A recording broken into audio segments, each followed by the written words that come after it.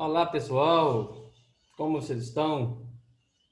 Tudo bem? Vamos começar mais um dia de muito aprendizado. Vamos lá?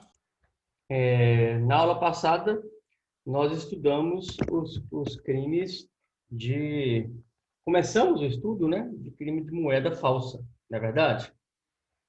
Nós demos início a um novo título chamado dos crimes contra a fé pública. Os crimes contra a fé pública, né? E a gente viu muitos temas interessantes a respeito da moeda falsa. Vamos abrir aqui o nosso slide, né, para a gente relembrar essa questão, né? O artigo 289, vamos abrir também o Código Penal aí, vamos compartilhar a tela com vocês aqui. Ó, primeiro vamos nos situar. Onde estamos?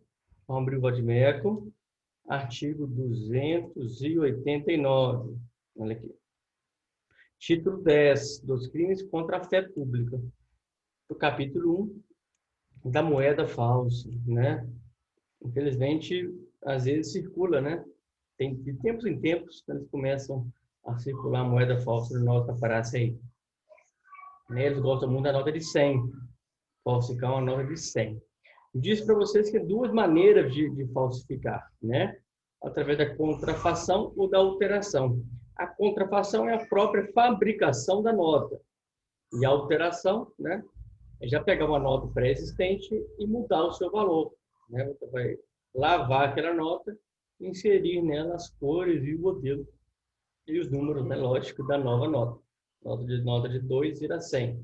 Disse para vocês que isso foi dificultado pela Casa da Moeda no momento em que passaram a fazer notas de tamanhos diferentes, né? As notas têm tamanhos diferentes para evitar essa alteração, para a pessoa perceber pelo tamanho que se trata de, não pode ser nota de 100, que está pequenininha, então aquele nota de 2, né, que foi lavada e reimpressa. Vou interromper para a gente poder compartilhar o PowerPoint. Aí nós vimos aqui que sobre a falsificação grosseira, muito importante. A falsificação grosseira, gente, não é crime de moeda falsa, tá? Ela é crime, pode ser o crime de estelionato, tá? Pode ser. Não quer dizer que vai ser, gente. Né? Se o cara chegar com a nota grosseiramente falsa, ele não vai ser preso pelo crime de moeda falsa. Isso eu afirmo para vocês. Não, preso vai, né? O policial vai pegar, vai levar para o delegacia, né? Aí esse entendimento jurídico vai ser feito, né? O delegado vai não ratificar aquela prisão flagrante, o delegado, o certo vai ser o delegado federal, que nós vimos que a atribuição é da Polícia Federal, competência da Justiça Federal, né? Não vai ratificar essa prisão em flagrante por se tratar de um papel moeda grosseiramente falsificado. Tá?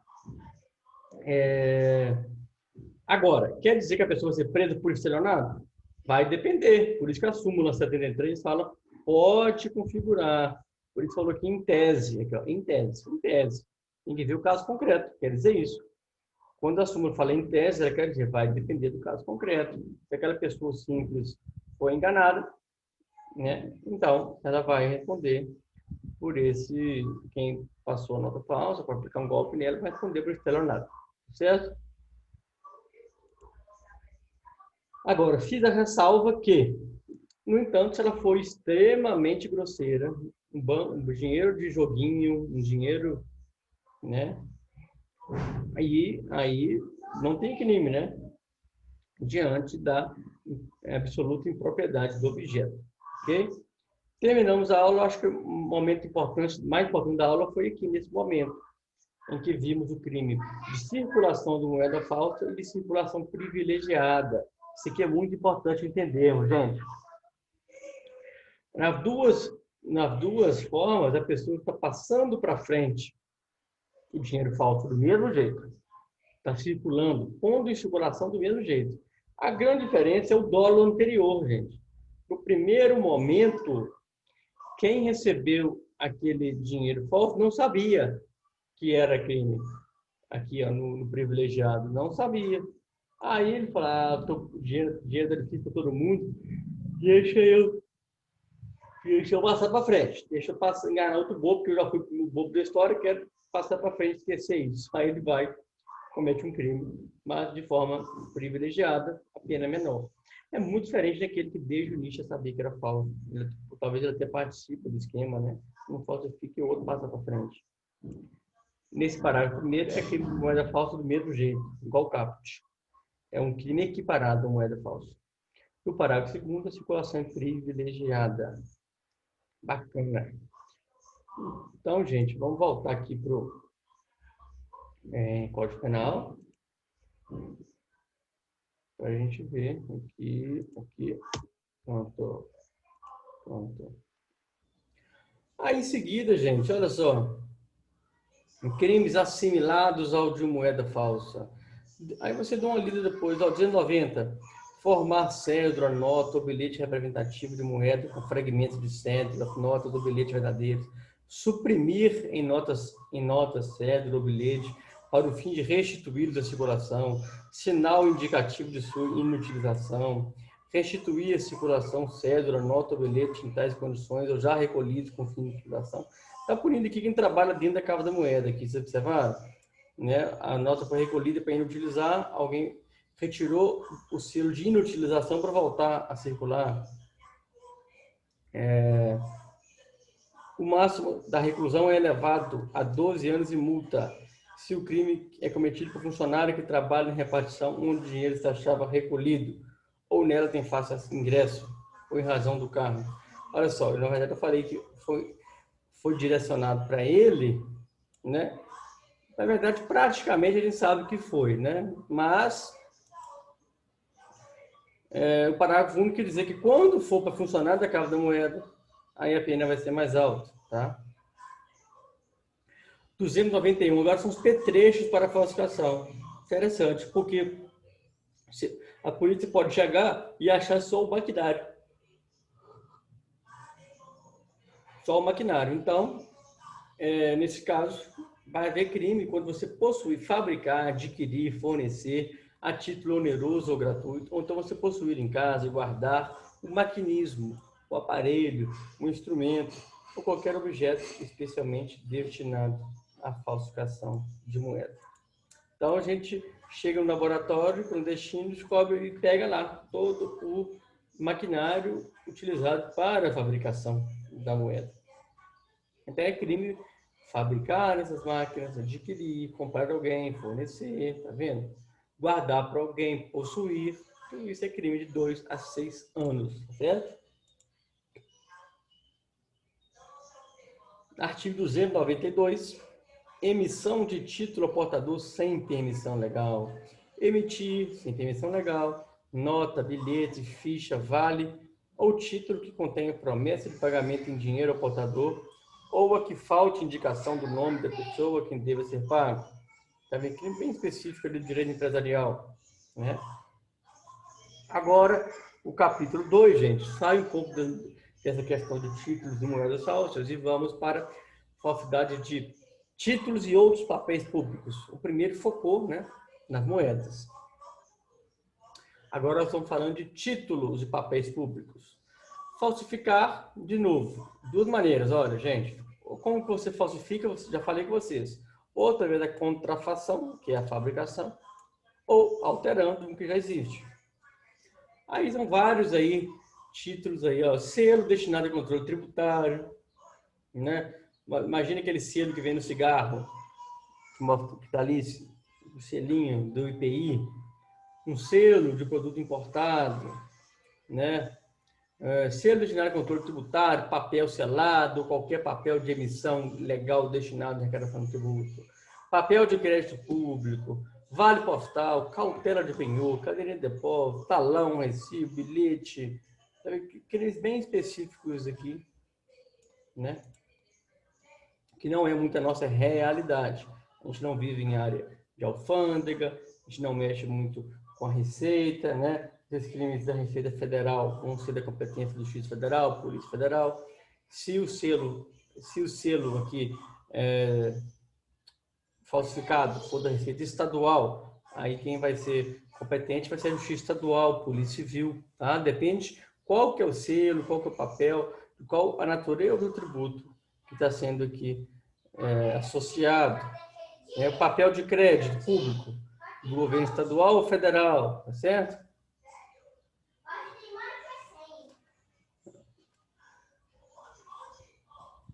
Parágrafo 1º, incorre na mesma pena quem usa, guarda, detém os papéis a que se refere esse artigo.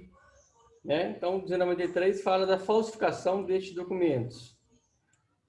O parágrafo 1º trata de figuras equiparadas, fala que também comete o crime quem não falsificou, mas, por outro lado, usou, guardou, possuiu, né?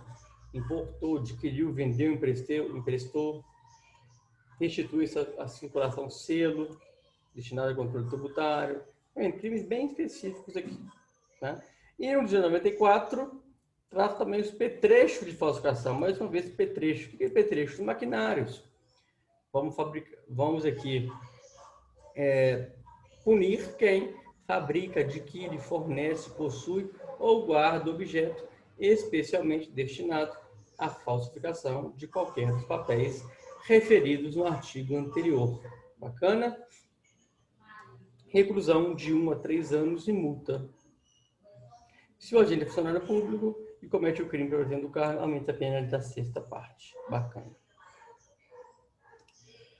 Gente, agora, falsidade documental, chegando à parte mais importante, os crimes de falso, né, chamado crime de falso, crime de falsificação documental. Né? Quando começamos a introdução desses crimes, nós falamos que a falsidade podia ser documental, né, ou ideológica ou pessoal. Né? Então, a falsidade aqui documental, falsidade da matéria. Ó, quer ver? Primeiro é falsificação de selo ou sinal público. Falsificar fabricando-os ou alterando-os. O quê? Selo público destinado a autenticar atos oficiais da União, do Estado, do município.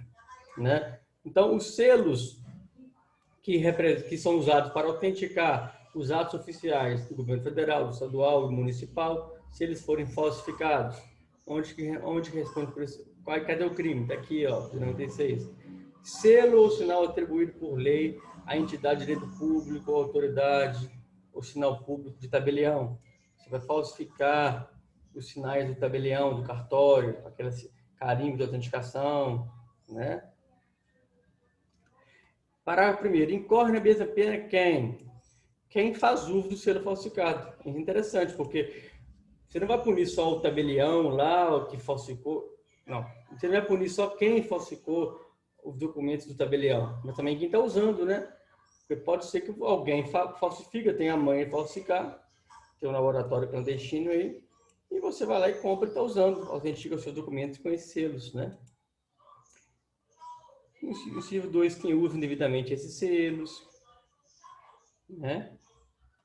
Inciso 3, quem altera, falsifica ou faz uso indevido à literação de marcas, outra marca, logotipo ou sigla de qualquer outro símbolo utilizado de órgão ou entidade de administração pública. Você está usando os órgãos, logotipos, siglas desses órgãos públicos, tá? A pena é mais elevada. E se você é funcionário público dessas empresas, está usando ainda ou falsificando esses selos, sinais, logomarcas, a resposta por uma pena mais alta. Ok? Vamos agora passar para os slides que a gente vai falar com mais detalhes do crime de falsificação de documento público. Artigo 297, peço que vocês abram o Vadimeco, abram o caderno para fazer anotações. Tá certo? Compartilhar a tela com vocês. Falsificação de documento público, artigo 297, e falsificação de documento particular. Ambos os crimes nós vamos estudar de forma conjunta, tanto o 297 quanto o 298, ok?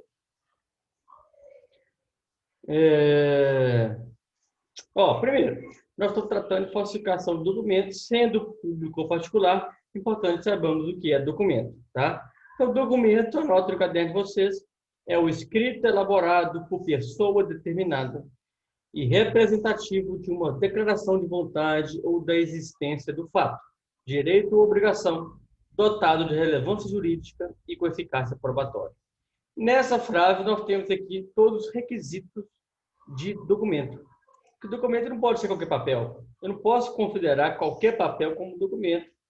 A doutrina cunha quais são os requisitos para considerarmos aquilo que você está vendo só com papel, como informação, ser documento ou não, tá? Nessa frase tem todos os requisitos. Mas vamos ver de forma pormenor. Primeiro, a forma tem que ser escrita, gente, tá? Documento é o que está escrito. Não existe documento falado, nem gesticulado. Documento é o que tem a forma escrita. De tal maneira que uma fotografia, pinturas e desenhos não são documentos. Mas falsificou uma fotografia. Não é crime de falsidade documental. Existe um outro crime. Mas tá vendo como é importante? Professor, é lógico que é escrito, né? Mas quando eu falo em forma escrita, então eu afasto com isso uma pintura falsificada, pintura de um artista. Eu excluo uma fotografia, não é documento. Desenhos não são documentos. Tá certo? Outro exemplo, olha aqui. Fotocópia também não é documento. O xerox é documento, gente. Documento é original. Eu tiro um xerox dele. Aí eu vou responder para um crime porque eu alterei um xerox? De forma alguma, o xerox já é um xerox. Né? Fotocópia não é documento. A cópia de um documento não é. O que eu quero dizer com isso? Não existe crime de falsificar um xerox. O xerox já é uma cópia, já não é o documento original. Tá certo? Agora, mas se esse xerox, essa fotocópia, for autenticada por tabelião, aí já é documento, né? Que aí sim. Porque o tabelião já falou que esse documento confere com o original. No momento que ele falou que esse documento, essa fotocópia, confere com o original, aquele documento todo ali agora se reveste do status de documento. Agora, se alguém falsificá-lo, vai responder pelo crime de falsificação de documento. Segundo requisito, elaborado por pessoa determinada. Isso é muito importante.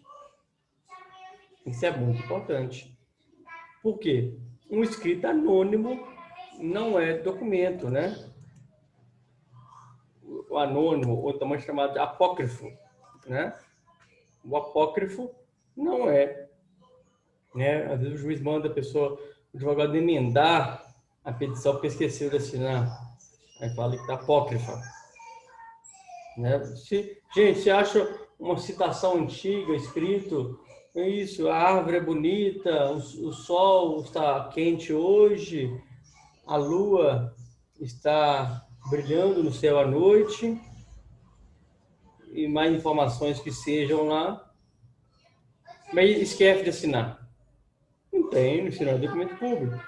Na verdade, esse meu exemplo aqui, que o céu está bonito, a lua está brilhando, é o exemplo que se encaixa melhor no terceiro requisito. Mas vamos falar aqui um documento com 1000 informações, que não tem ninguém assinando por ele, não é documento. Eu vou falsificar o quê? Nem tem autoria. Né? Aí sim, o terceiro requisito tem que haver um conteúdo e relevância jurídica para ser considerado documento. Deve conter uma manifestação de pensamento com relevância jurídica ou eficácia probatória. Exemplo número 1 que eu trouxe. Uma assinatura em papel em branco não é documento. É o contrário do 2 ali. Agora eu pego uma folha em branco, e assino meu nome aqui embaixo. Isso aqui é documento, gente? Não tem nada aqui. Só tem uma assinatura, ao contrário do segundo. No segundo requisito, nós falamos um monte de informação sem assinatura. Não é documento.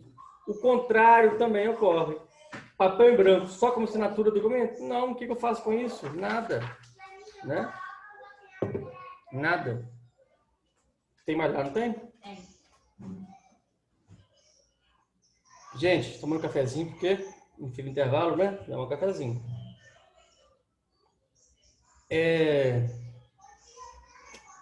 Então tá. Segundo exemplo, um papel escrito assim, ó. Pega um papel desse e leia assim, ó, o céu é azul. As nuvens parecem algodão. E eu estou aqui na solidão. O cara fez um poeminha desse, lindo. Esse é documento, gente. Que informação tem aqui? Nada. Que relevância jurídica tem aqui? Que eficácia probatória tem esse documento? Nada. Aqui o cara está divagando. Ah, o chão é duro, o chão é macio. E aí? Então, esse documento? Lógico que não. Por que é importante que saibamos disso? Nós vamos trabalhar com falsidade de documento, mas o documento é o que tem relevância jurídica ou eficácia probatória, escrito por pessoa determinada e um documento escrito. Tá? Esses três requisitos para que possamos pensar em documento. Tá certo? Agora, o documento pode ser público ou particular. Público ou particular. Vamos ver o que seria documento público e o que seria particular. Documento público é o criado por funcionário público. Legal, né? Legal. No desempenho de suas atividades, né? É importante que tenhamos esse complemento aqui, né? Documento público é o que eu, delegado, emito, mas quando estou trabalhando da função de delegado, né? Quando estou aqui em casa elaborando um documento com notas de vocês, o diário de classe com o nome de vocês, a nota em cada estudo dirigido, a nota em cada prova que vocês vão fazer. Aí vem um aluno e acessa o meu diário, consegue o meu diário de alguma maneira e muda a nota dele. Ele falsificou o documento público ou falsificou o documento particular? Documento particular. Ah, professor, você nem falou que o documento público é aquele criado por funcionário público? Você é delegado, você é funcionário público. Eu pago o seu salário, inclusive. Ele até empolga na sua frase. Ora, o documento público é aquele elaborado por funcionário público quando ele está no exercício no desempenho de suas atividades, né? Eu faço lá um auto de apreensão na delegacia. Isso é documento público. Mas quando eu estou em casa e faço um documento particular, né? Documento da minha área fora da funcionário público não é documento público, né? E outra coisa ainda, é feito por funcionário público, letra A, ele é criado por funcionário público, B, no desempenho de suas funções, e C, em conformidade com as formalidades legais, né? Não é qualquer coisa que o funcionário público fizer lá, bate a louca nele, ele faz qualquer papel lá, qualquer documento, nada a ver com a função dele. Ou melhor, extrapolando os seus poderes, né? Nada a ver. Não é documento público. E o que é particular? É um conceito por exclusão. Um conceito por exclusão. Tudo que não for público vai ser particular, desde que sendo documento. É um documento? Tem aqueles três requisitos? Ok. É público? Tem os requisitos da letra A, B e C aqui? Sim. Não? Então é particular. Tá certo? Ok, bacana. E o crime do artigo 297 e 298 é quando falsificamos, fabricando um documento até então inexistente ou alterando. Então, observaram que sempre falsificar, então vocês aprenderam desde que começamos a estudar, ou é fabricando ou é alterando, né? Ou sempre é contrafação ou alteração. Porque você pode fabricar um documento até então inexistente ou alterar um documento já existente. Né? Já ouviu falar em CNH falsa, gente? CNH falsa, a pessoa paga para comprar uma carteira de motorista. Já fiz algumas operações, né? Nesse sentido, aprender quem vende, compra carteira falsa. A última foi em Santa Margarida. Eu fiz em São Domingos, um distrito lá. A gente prendeu uma turma lá que comprava em Itaperuna, no Rio de Janeiro. Gente, a pessoa pode pegar e fazer uma CNH falsa, né? Igual faz nota falsa, pegar uma aqui para vocês verem, ó. Peguei uma carteira falsa. Uma carteira falsa. Peguei uma CNH. Aí o cara pode pegar essa CNH e fazê-la. Tem uma máquina lá que faz o papel, né? Todo, fabricando, tá certo? Ou alterando, como eu disse para vocês. Vocês vão pegar esse que já existe, vai pagar minha fotinha aqui do professor e colocar a foto de outra pessoa, por exemplo, né? Nós vamos aproveitar o papel. É um papel moeda, né? Um papel, mesmo papel usado, né? Mesmo, eu falo o seguinte, a mesma técnica usada, né? Na confecção de documentos aí como moeda. Aí, como é difícil fazer, eles pegam, lavam e alteram, né? Esse documento. Ok? Bacana. Vamos ler lá o que está escrito no Código Penal sobre isso, para não ficar dúvida. Ó. Falsificação de documento público. Falsificar, no todo ou em parte, documento público ou alterar documento público verdadeiro. Tá vendo? Ou você fabrica ou altera. Fica dó de 2 a 6 anos. Eu fico com dó quando chega uma pessoa lá no meu plantão, foi parado numa blitz com a família toda viajando, da praia, passeando. A PRF para, observa que tem sinais de falsidade, leva para a delegacia, meu perito vai e fala, realmente é falsificado. O cara, a gente prende essa pessoa e não posso evitar fiança, porque a fiança do delegado da BIP, que eu falei com vocês diversas vezes, é quando a pena é de até 4 anos. E esse crime é 2 a 6 anos. Então o cara vai para dentro da cadeia, pro chilindró, ficar junto com o bandido, até que o juiz analise e decida pela conversão da prisão preventiva ou liberdade provisória, tá certo? Se o agente é funcionário público, comete o crime prevalecendo do cargo, aumenta a pena da 6ª parte. Para os efeitos penais, equiparam-se a documento público o emanado de entidade paraestatal, o título de portador ou transmissível por endosso, as ações de entidade comercial ou livre mercantil. Isso é interessante, gente, olha. Aqui nós temos, quero que vocês anotem no caderno de vocês, escrevam aí, documentos públicos por equiparação, ok? Documentos públicos por equiparação. E o que é isso? Anotem aí. São documentos que não se enquadram naquele requisito de documento público. Quando eu acabei de explicar para vocês nos slides, voltem aí. O que é documento público? Nós vimos A, B e C, que é emitido por funcionário público, né, em razão da função, com conformidade legais. Aqui no parágrafo 2º, há alguns documentos que, muito embora não sigam esses requisitos para serem públicos, o legislador quis falar que, ó, vai ser público, vai porque eu quero. Vai ser público, eu quero que seja público. Tá certo? Mesmo não sendo. Por exemplo, eu caio em concurso, é esse parágrafo 2º, direto nas provas marca X, que são exceções, né? O documento público emanado da entidade paraestatal, o sistema S, SESC, SENASE, SESI. Agora, o que chove no concurso? O título portador ou transmissível por endosso. O cheque, aqui. O cheque. Cheque é um título transmissível por endosso. Então, a falsidade de cheque não tem nada de público nele, mas vai ser enquadrado como falsificação de documento público. Da mesma maneira, as ações de sociedade comercial, as ações por livros mercantis das empresas. E outra coisa interessante, o testamento particular. A própria palavra fala, é particular. O testamento é particular. Mas que falsifica a forma de falsificação de documento público. Ok? Aí no parágrafo 3º, que eu leio depois aí, nas mesmas penas incorre quem? Tá vendo? Bem específico aí. E o 298, nós acabamos de ver, olha aqui, falsificar, no todo ou em parte, documento particular ou alterar documento particular verdadeiro. Fácil, né? Agora o documento é particular, não é uma carteira de identidade, como eu mostrei para vocês, não é uma CNH, um documento meu que eu fiz, um documento, Eu dei um exemplo aqui do meu diário, né? Vocês não mudaram a nota dos alunos ali, né?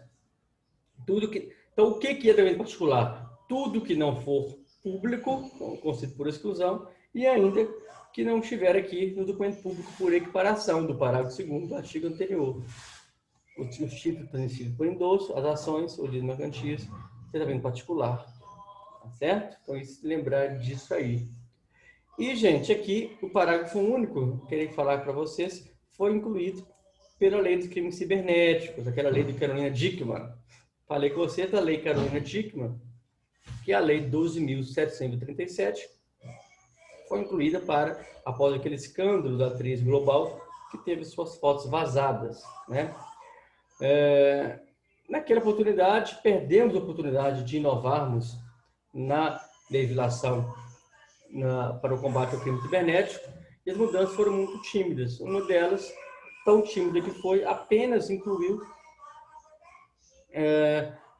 aqui esse parágrafo único, para fins do disposto no caput, que para documento particular o cartão de crédito ou débito. Gente, falsificação do plástico do meu cartão de crédito, olha aqui. Ó, vamos pegar aí, uma falsidade de um plástico desse. E aí? Falsidade de documento particular. Na verdade, a jurisprudência já entendia que a falsificação no cartão de crédito, o plástico dele, era uma falsidade documental. Veio a lei para fortalecer esse entendimento, acabar com a discussão, né, legislar nesse sentido. O problema é que foi tão tímido, por se tratar de um crime, por uma alteração que pretendia criar uma nova legislação do crime cibernético, foi muito tímido, porque a maioria dos crimes do cartão de crédito não são falsificando o plástico, são através do phishing. Phishing é a pescaria, né, em inglês, a pescaria, pescando nossas senhas do cartão de crédito. Quando a gente compra na internet, o e-commerce, né, está aquecidíssimo no Brasil e no mundo, as compras são bilionárias, e a gente, todo momento, estão pescando nossas senhas. Então, a falsificação do cartão de crédito se dá de maneiras muito mais tecnológicas do que o cara vai perder tempo de clonar o seu cartão fazendo o plástico igual. Não, o cara não vai querer fazer um plástico igual ao seu. Ele pega só os dados dele. Tá? Aqui nós tínhamos que ter colocado a questão do phishing, que continua sem punição específica. Certo, gente? Na próxima aula, quero falar com vocês uma questão do concurso de crimes entre falsidade e estelionato, porque muitas das vezes, quase sempre, se falsifica um documento ainda para dar golpe em alguém. Quem falsifica geralmente não é à toa, não falsifica para não fazer nada com o documento, né? Muitas das vezes para ter vantagens. Aí existem 5 correntes a esse respeito. No meu concurso de delegado, na prova oral, não, na prova dissertativa, foi perguntado sobre essa questão. As 5 correntes teriam que ser escritas naquele momento ali, pelo candidato. Graças a Deus eu sou das 5, por isso, né? Foi aprovado lá em 2011, 2012.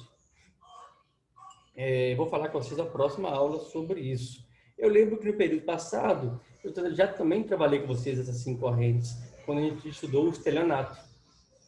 Agora nós vamos estudando o outro crime, que é a falsidade, a relação entre estelionato e falsidade. Então a gente vai ver na próxima aula essas 5 correntes e também crime de falsidade ideológica em seguida. Beleza, gente? Obrigado. Foi um prazer mais uma vez aqui estar com vocês, tá? Aproveita agora o intervalo, vamos estudar o resto da aula, né? Vamos estudar o que a gente está falando aqui, né, gente? A gente joga muita informação para vocês. Para vocês tudo é novo, você tem que sedimentar isso agora.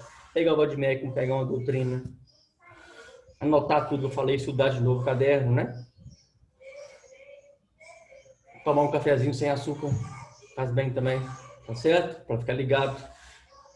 Tá bom, gente? Obrigado, um abraço, até a próxima aula.